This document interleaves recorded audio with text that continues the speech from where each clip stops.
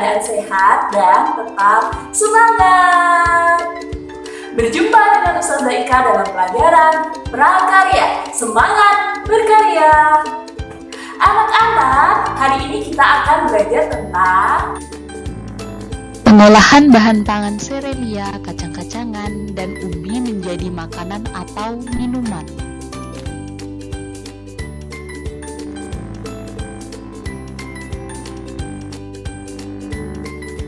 Anak-anak, tujuan pembelajaran pada kali ini yang pertama, peserta didik dapat menjelaskan bahan pangan serelia, kacang-kacangan, dan umbi dengan baik setelah melihat video pembelajaran.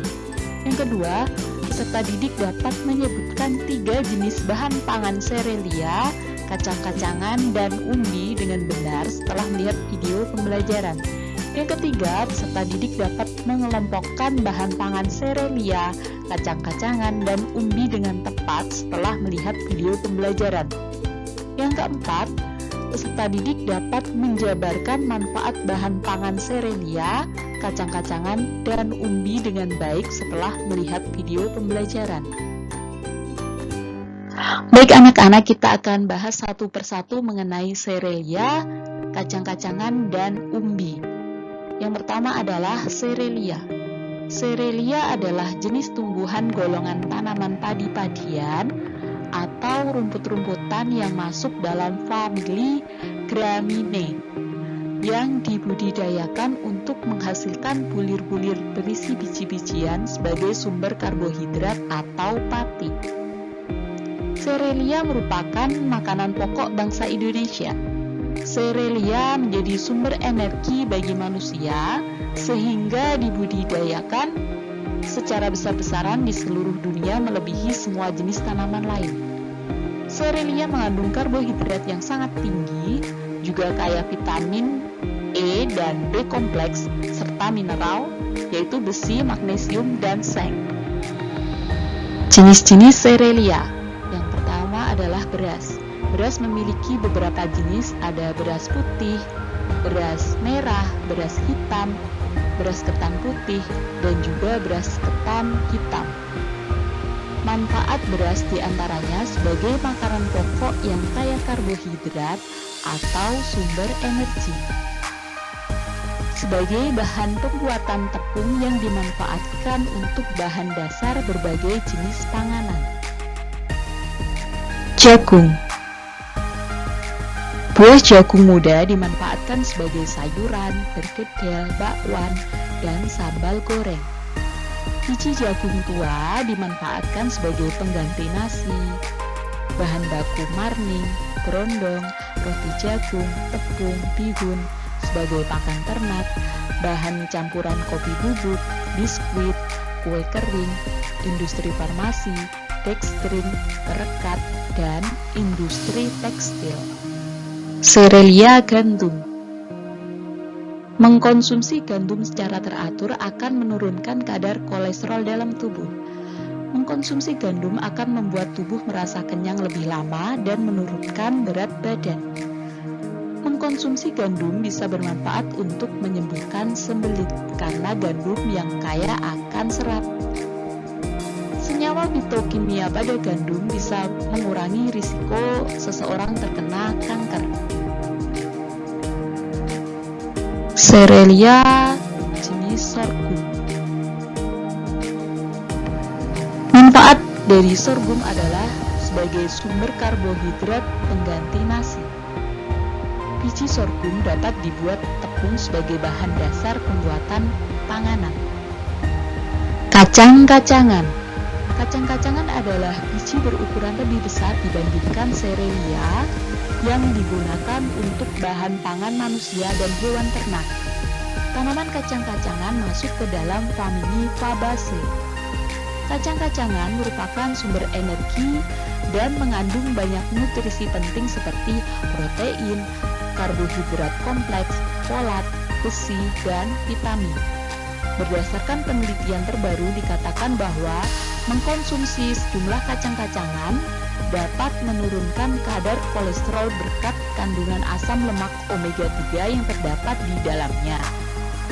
Bermanfaat bagi kesehatan manusia. Jenis-jenis kacang-kacangan. Yang pertama ada kacang tanah.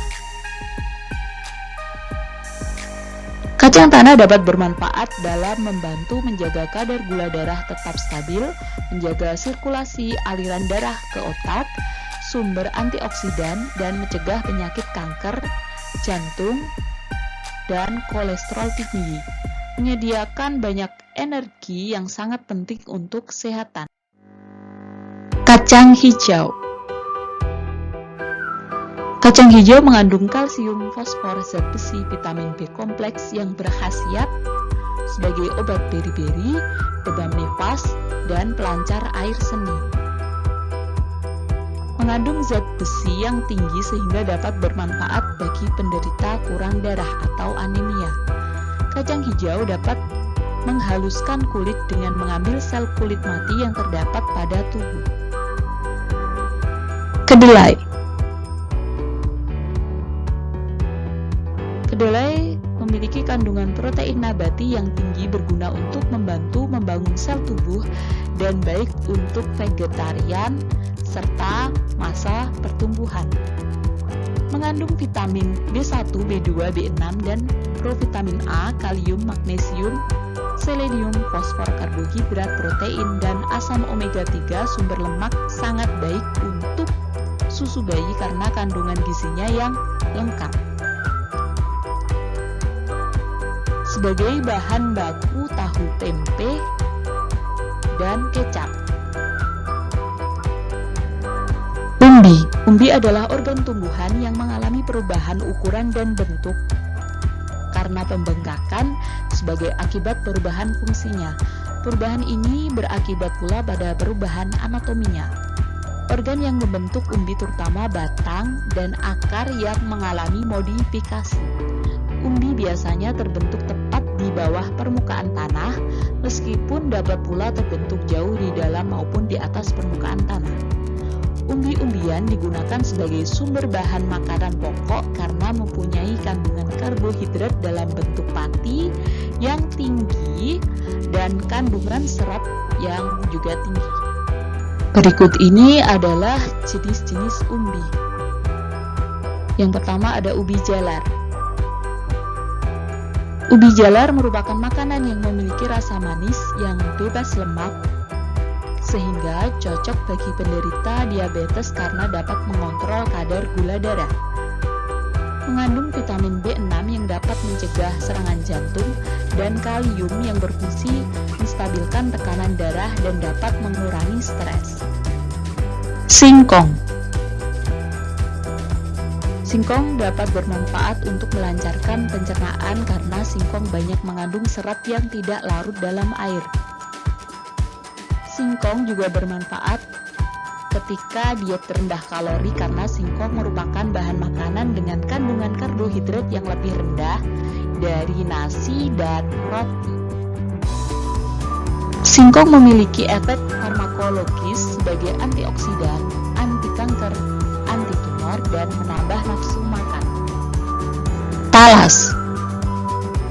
Kandungan serat yang cukup baik pada talas dapat memperlancar kerja pencernaan. Secangkir talas mengandung vitamin C yang cukup baik untuk memperkuat pertahanan tubuh. Vitamin B6 membantu menjaga imunitas tubuh dan vitamin E menurunkan resiko serangan jantung. Daun, kulit, dan ampas umbi talas dapat dimanfaatkan sebagai pakan ternak. Kentang. Manfaat dari kentang diantaranya adalah memelihara kesehatan sistem pencernaan karena mengandung serat yang cukup tinggi, melawan penyakit seperti penyakit jantung, gangguan saraf, tumor, dan dapat membantu mengurangi risiko kanker prostat dan kanker rahim. Baik untuk perkembangan otak karena adanya zat besi dan tembaga. Anak-anak, tanaman serelia dan juga kacang-kacangan yang menghasilkan biji-bijian yang dimanfaatkan oleh manusia dan hewan sebagai Bahan pangan telah Allah jelaskan dalam Quran surat Yasin ayat 33 yang berbunyi A'udzubillahi minasyaitonirrajim Bismillahirrahmanirrahim wa ayatul lahumul ardul maitatu ahyainaha wa akhrajna minha habban faminhu ya'kulun,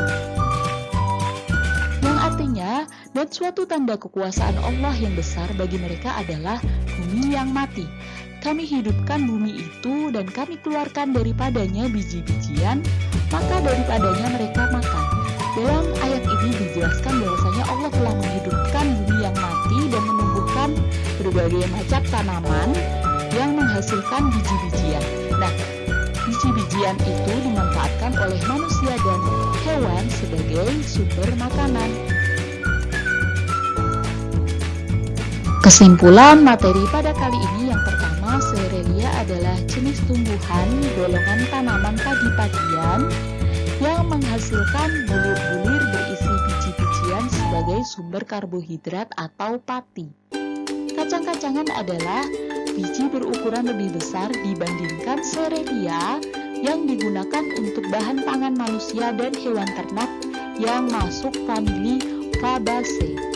Umbi adalah organ tumbuhan yang terbentuk dari batang atau akar yang mengalami modifikasi dan biasanya terbentuk tepat di bawah permukaan tanah. Yang kedua, jenis-jenis serelia yaitu padi, jagung, gandum, dan sorghum. Jenis-jenis kacang-kacangan yaitu kacang tanah, kacang hijau, dan kedelai. Jenis-jenis ubi yaitu ubi jalar, singkong, talas, dan kentang. Yang ketiga, serelia, kacang-kacangan, dan umbi bermanfaat sebagai bahan pangan manusia, obat, dan pakan ternak. Demikian materi yang Ustazah sampaikan. Apabila ada pertanyaan, silakan tulis di kolom komentar atau chat di WA Group ya. Ustazah tunggu.